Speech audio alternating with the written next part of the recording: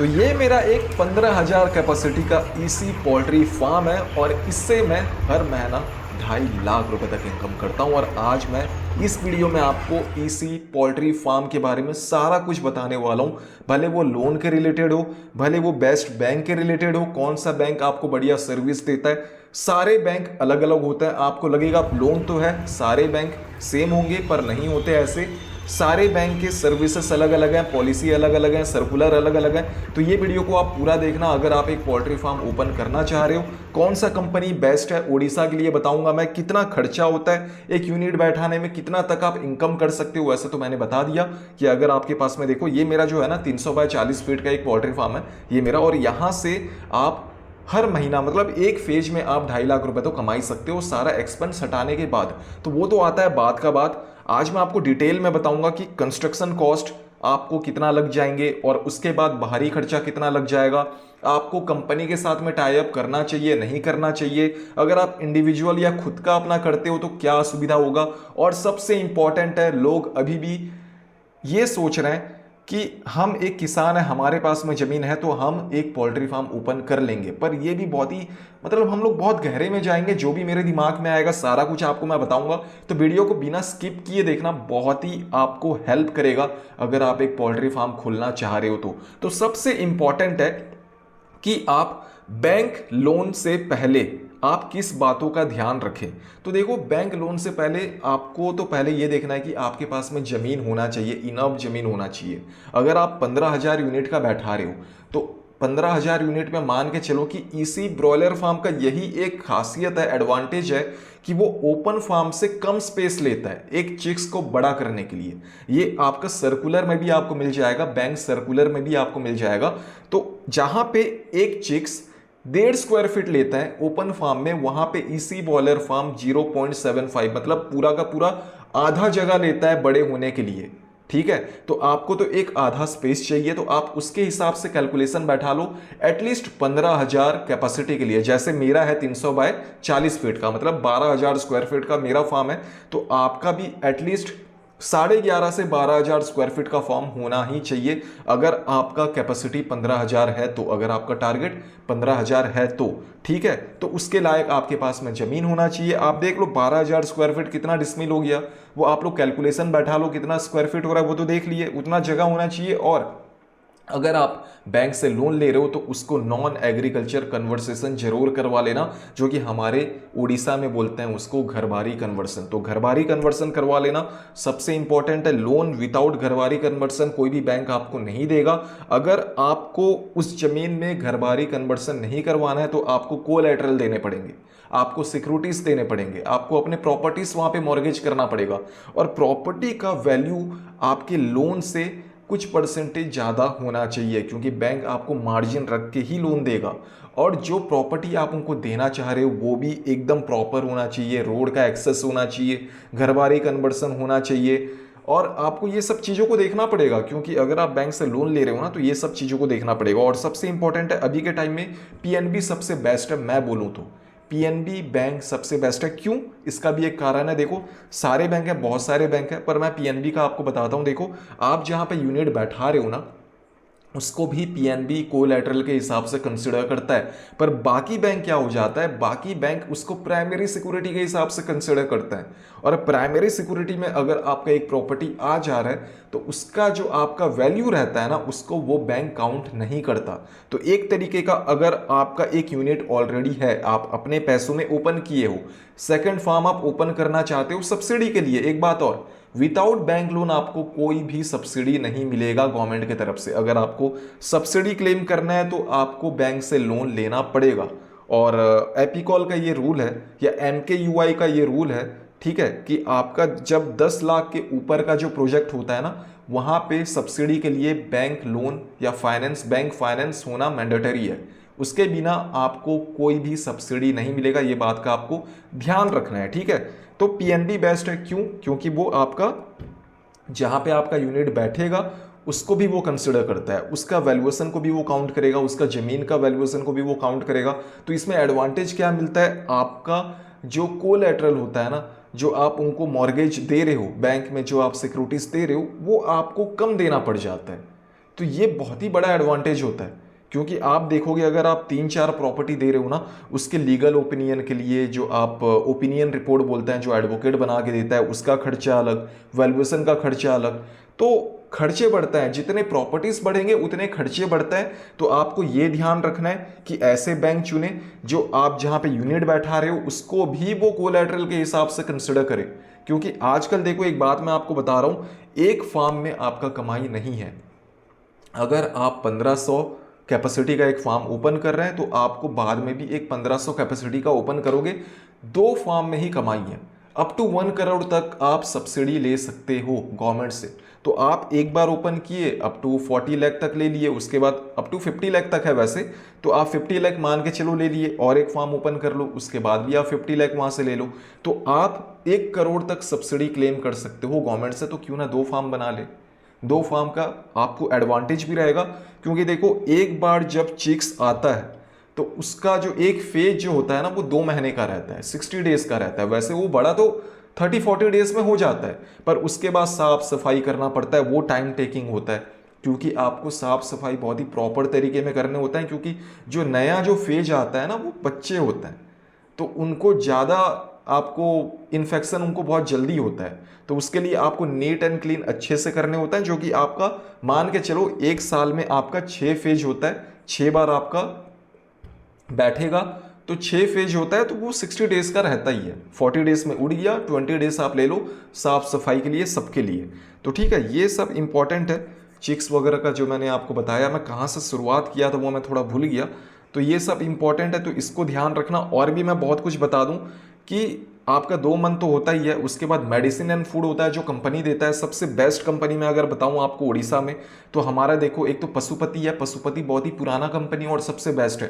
पर अगर आप उड़ीसा छत्तीसगढ़ के नियर बाय हैं, हमारे उड़ीसा के भी लोग ज़्यादातर आईबी का लेते हैं, इंडियन बॉयलर का भी लेते हैं, और उसके बाद बारामती भी है यहाँ पे, तो पर वो उतना अच्छा नहीं है। सबसे बेस्ट है पशुपति। उसका बहुत जने ये भी कंप्लेन करते हैं, जो मेरे वीडियो देख रहा हूँ, उनको एक एडवांटेज ये भी मिल जाएगा कि जो मतलब मैं काफ़ी फार्मर से बात किया हूँ, तो लोग ये बोलते हैं कि जो आईबी का जो चिक्स होता है ना, उसमें लॉसेस बहुत होते हैं, उनके क्वालिटी उतने अच्छे नहीं रहते। जहाँ तक मैं हमारे यहाँ के लोगों से, हमारे यहाँ के जो फार्मर से मैं जहाँ तक सुनने को मिल रहा है, तो मेरा तो प्रॉपर मेरा पशुपति ही है, और मैं यही सब पूछ पाछ के ही मैंने पशुपति पे हाथ बैठाया।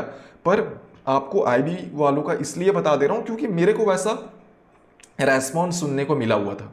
तो आईबी वालों का थोड़ा लॉस में बहुत ज़्यादा लोग आ गए थे, उसी के लिए अभी हमारे एरिया में सब कोई पशुपति में शिफ्ट हो रहा है। और उसके बाद अगर आपको मैं कंस्ट्रक्शन का बताऊं, तो पर स्क्वायर फीट कंस्ट्रक्शन कॉस्ट आपको 350 रुपये तो लग ही जाएगा।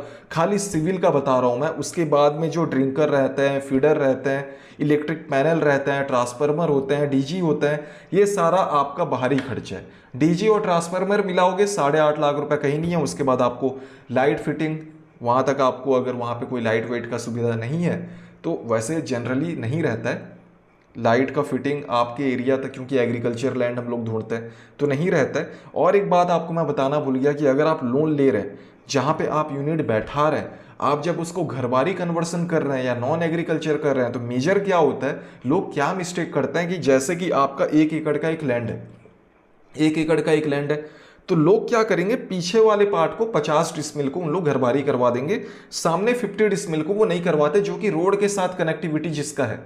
तो वहां पे मेन क्या आ जाता है ना, जो पीछे वाला जो पार्ट है वो लैंड लॉक में आ जाता है, क्योंकि बैंक के पास में सिर्फ पीछे वाले 50 डिसमिल का ही पावर है। तो वो 50 डिसमिल को देखेगा जो आप बैंक को दे रहे हो, जो आप घरबारी करवाए हो। विदाउट घरबारी बैंक के पास में कोई भी पावर नहीं रहता, ठीक है। तो आप जब घरबारी करवाओगे, तो आपको जो रोड के साथ में आपको ये देखना है कि कनेक्शन है कि नहीं है, रोड के साथ एक्सेस है कि नहीं है, ये सबसे इंपॉर्टेंट है। नहीं तो आपका टाइम भी बर्बाद होगा, सब कुछ बर्बाद होगा। क्योंकि देखो इसका जो स्टेप्स होता है, आपको तो पहले जाना पड़ता है आपका वेटनरी ऑफिस। वहाँ पे जो वेटनरी ऑफिसर रहता है वो आपको एक प्रोजेक्ट रिपोर्ट बना के देता है। उसके बाद में आपका जो उसके बाद एटलीस्ट आपको 3 महीने लग जाते हैं गो अहेड लेटर आने के लिए। गो अहेड लेटर आने के बाद ही आपको बैंक फाइनेंस करेगा, उसके बाद ये सारा इंस्पेक्शन वगैरह का ये सब काम शुरू होगा। और एक बात मैं आपको बता दूं, सिविल कंस्ट्रक्शन वर्क कंपनी उसका चार्ज नहीं लेता है। आपको जो ड्रिंकर फीडर ये सब रहता है वो कंपनी आपका उठा लेगा, पर उसको आपको 1 महीने पहले से ही पैसे देने पड़ेंगे, ठीक है। और सब्सिडी के लिए हर एक चीज़ का बिल आपको रखना है। और एक बैंक, बहुत सारे बैंक क्या होता है ना कि सिविल कंस्ट्रक्शन का ईटा बालू गिट्टी ये सब का भी जीएसटी मांगता है। अगर आप वैसे बैंक से अगर आप लोन लोगे तो घाटे में पड़ जाओगे। तो ये सब बातें आप पहले कर लेना, क्योंकि देखो सब्सिडी के टाइम में जो सिविल पार्ट रहता है वो इंजीनियर बना के देता है कि भाई आपका इतना इतना का खर्चा हुआ है, वहां पे हमको जीएसटी बिल नहीं लगते। सब्सिडी के टाइम में सिर्फ आप इलेक्ट्रिफिकेशन का जीएसटी बिल दे दो, ट्रांसफार्मर का डीजी का ये सब का आप इलेक्ट्रिक बिल का डिटेल दे दो। बाकी एक वर्क डन एस्टिमेट बनता है कंप्लीट होने के बाद सब्सिडी के लिए। वर्क डन एस्टिमेट में तो भाई आपका सिविल इंजीनियर ऑलरेडी बता दे रहा है कि आपका इतना खर्चा हो रहा है, तो आपको जीएसटी बिल देने का कोई वहां पे सेंस बनता ही नहीं है। उल्टा आपको खर्चा ज्यादा बैठेगा। जहां पे आपको लग रहा था 80 लाख रुपए खर्चा होगा, वहां पे 1.5 करोड़ 1 करोड़ 20 लाख रुपए 1 करोड़ 10 लाख रुपए तक चला जाएगा, ठीक है। तो वो सब चीजों का ध्यान रखना बैंक से लोन लेने से पहले। बैंक लोन दे रहा है तो एक्साइटमेंट में आके ले मत लेना, कोई प्रॉफिट नहीं होगा आपका। तो पीएनबी मेरे को जहाँ तक लगता है, अभी तक का एक्सपीरियंस है मेरा जहाँ तक, पीएनबी बेस्ट है। एक तो आपको उनको कम प्रॉपर्टीज देने होते हैं, ऊपर से आपका जो है जो जीएसटी बिल वगैरह भी वो समान लोगों का उनको देना नहीं पड़ता है, जहाँ तक मैं देखा हूँ। और उसके बाद चिक्स जब आ जाता है, जब बच्चे रहते हैं, तो उनको जो पहला जो 1 to 10 डेज तक जो उनको फूड दिया जाता है वो होता है प्री स्टार्टर, आपको देना पड़ता है। उसके बाद 11 to 25 स्टार्टर होता है, और 25 उसके बाद एंडिंग तक। 11 to 25 आपको स्टार्टर, 25 से जब आपका चिक्स उठने तक उनको देना होता है आपका फिनिशर। ये तीनों आपको फूड का पूरा आइटम आपको कंपनी वाले ही आपको प्रोवाइड करेंगे। उसके बाद जो वैक्सीन होता है वो हर हफ्ते लगेगा, पहले 7 दिन में एक बार, उसके बाद 14 दिन में एक बार, उसके बाद 21 दिन में एक बार ये वैक्सीन लगेगा। पर जब भी वहाँ पे कुछ वायरस वगैरह आता है तो डॉक्टर लोग वहाँ पे विजिट करते ही रहते हैं। यही एडवांटेज होता है अगर आप कोई कंपनी से करवाओ तो। आप 15,000 कैपेसिटी का एक पोल्ट्री फार्म ओपन करवा रहे हो, आपको लगता है कि आप 15,000 रुपये या 15,000 मुर्गा आप बेच पाओगे मार्केट में? उतना अगर आपके पास में कॉन्टैक्ट है तो आप अपने खुद से रेडी करो, मुनाफा ज़्यादा मिलेगा आपको। नहीं तो कंपनी के साथ करवा लो, जैसे ही बड़े होते हैं कंपनी का गाड़ी आएगा आपका चिक्स उठा के ले जाएगा। और वेट सबसे ज़्यादा इंपॉर्टेंट है पोल्ट्री फार्म में। जितना वेट ज़्यादा रहेगा उतना प्रॉफिट आपको ज़्यादा मिलेगा, ठीक है। कौन कैसा दिख रहा है नहीं दिख रहा है उससे कोई मतलब नहीं है, वेट प्रॉपर होना चाहिए। तो वेट गेन पे ज़्यादा आपको ध्यान देना है, तभी आप प्रॉफिट में रहोगे, नहीं तो लॉस में पड़ जाओगे। और इसी फार्म में ये भी एक एडवांटेज होता है कि आपको मैन पावर बहुत कम लगता है, 2 इनफ है। और एक चीज़ों का ध्यान रखना है, ये जो मैन पावर मैं बोल रहा हूँ ना 2-3 तो लगते ही है, ताकि 15,000 कैपेसिटी का आपका एक पोल्ट्री फार्म है। तो भाई इनका काम क्या रहता है, हर आधे घंटे में अंदर जाना, ये देखना कि मुर्गे सो तो नहीं गए। क्योंकि सोता है तो क्या होता है ना कि उनके ऊपर अगर कोई चढ़ गया तो वो मर जाता है। तो उनको सोने नहीं देना है, सो रहे हैं तो उठा दो, सो रहे हैं तो उठा दो, वैसा काम आपको करना है, ठीक है। नहीं तो आप लॉस में जाना ही जाना है अगर आप खुद अकेले संभालूंगा बोलोगे तो। और ज़्यादा लोगों को आपको एंट्री नहीं देना है, क्योंकि बाहर का हवा जितना अंदर ना आए उतना ठीक है। अंदर का जो टेम्परेचर है उसको कंट्रोल में रहने दो। बार बार आप अगर डोर खोलोगे ना उससे टेम्परेचर डिस्टर्ब होता है, बाहर का हवा भी अंदर आता है। वायरस से आपको बाहर के हवा से आपको प्रोटेक्ट में रखना है उनको, ठीक है। ये सबसे इम्पॉर्टेंट है।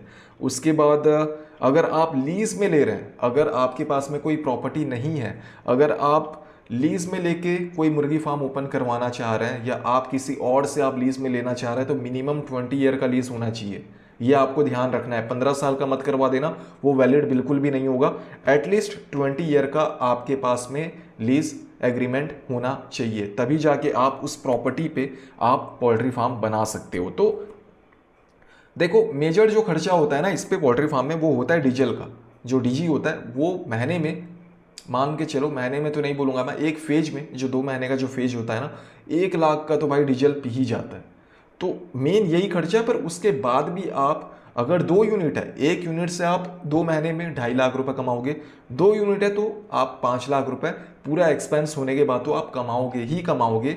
इसी में, ओपन में नहीं बोल रहा हूं मैं। और ओपन फार्म में क्या होता है ना, कंपनी वाले भी आपको चिक्स प्रोवाइड नहीं करते, कंपनी वाले भी इग्नोर करते हैं। कंपनी वाले भी बोलते हैं यार इसमें तो प्रॉफिट ही नहीं है, तो उन लोग जानबूझ के ना ओपन फार्मिंग पे ज़्यादा ध्यान नहीं देते हैं। इसी बॉयलर फार्म पे ही कंपनी वाले ज़्यादा इंटरेस्ट वो आपको दिखाएंगे और आपको प्रॉपर उन लोग गाइडेंस भी देंगे और आपका पोल्ट्री फार्म को वो अपना समझ के पूरा का पूरा काम करते हैं, अगर आप अच्छे कंपनी से टाई अप करो तो ये था कुछ आज का हमारा वीडियो। यहाँ पे अगर कुछ भी आपको डाउट है तो आप बताना, मैं आपको पूरा कोटेशन भी दे दूंगा, आपको एक प्रोजेक्ट रिपोर्ट भी दे दूंगा और उसका अगर आपको नक्शा चाहिए तो नक्शा भी दे दूंगा, सब कुछ मैं आपको दे दूंगा, एक प्रॉपर प्लानिंग आपको दे दूंगा। वैसे तो आप अगर वेटनरी ऑफिस जाते भी हो तो वहाँ के जो ऑफिसर रहते हैं वो आपको गाइड कर देंगे ये सब चीज़ों पे।